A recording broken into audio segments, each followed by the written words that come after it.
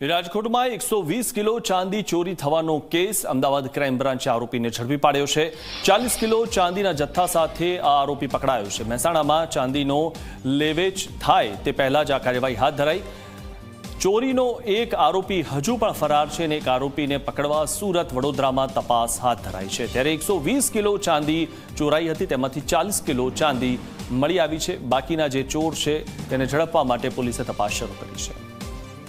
આનો જે મુખ્ય સૂત્રધાર જે છે આ ગુનાનો એ છે મુકેશ રામારામ પ્રજાપતિ, જે પ્રદીપ પ્રજાપતિનો મામાનો દીકરો થાય છે। અને આ જે મુકેશ પ્રજાપતિ છે એ હાલ તરસાલી વડોદરા ખાતે રહે છે અને અગાઉ ઈસનપુર પોલીસ સ્ટેશનમાં એક ઘરફોડ ચોરીમાં પણ એની ધરપકડ થયેલી હતી।